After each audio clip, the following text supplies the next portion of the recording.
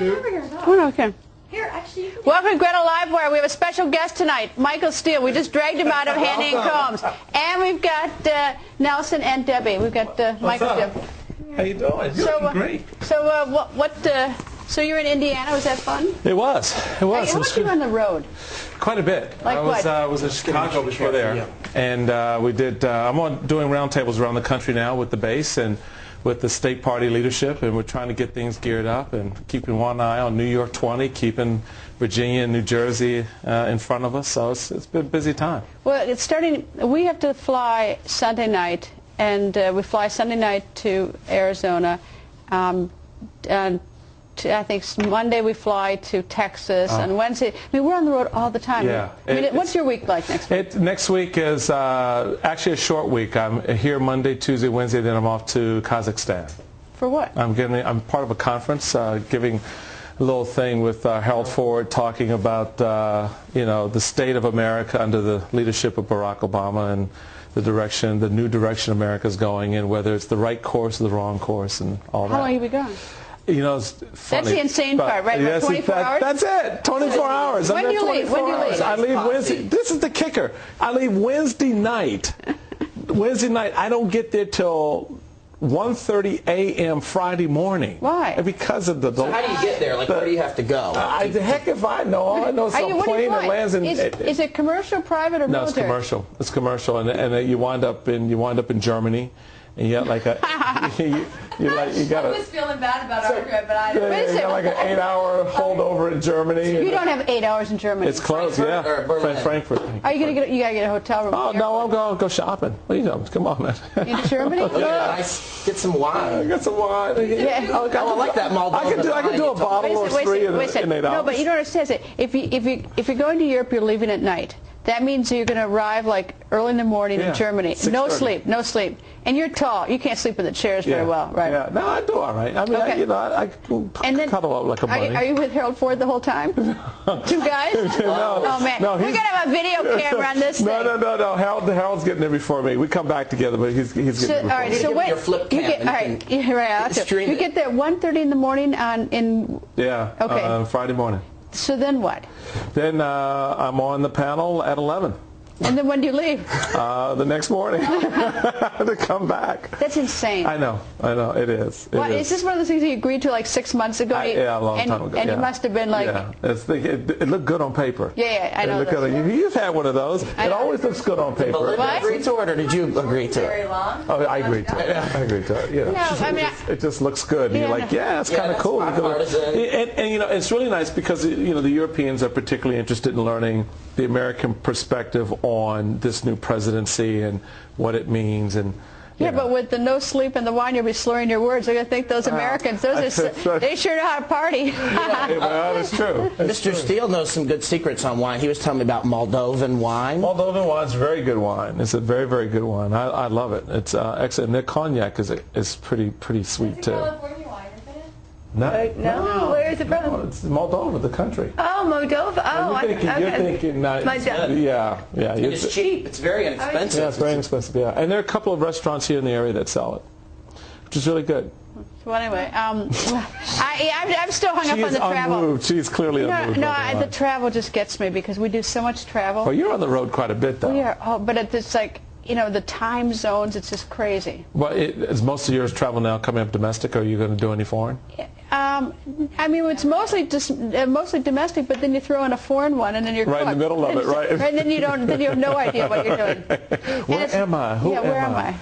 I'm not in Kansas anymore. All right. So, what races are you focusing on? Well, we've got there are a number right now. Obviously, Norm Coleman's race. That's lost. You lost. Well, that. No, come on, Greta.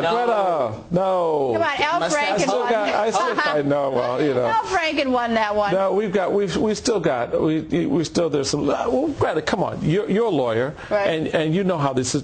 Explain to me how a judge can look at a race and see that the election boards over here allowed ballots that did not conform to state law, but then election boards on the other side of town appropriately invalidated those ballots that didn't conform to state law. Listen, I have no idea, but let me just tell you, I do not get why I can go to the gas station with my car and stick a credit card in the tank and get $19.53 of gas, and that's what I get billed for. And we can't count a ballot in this country. And not only that, is I can go to an ATM machine in Paris or Abu Dhabi and take out a certain number of dollars, and I can do it correctly.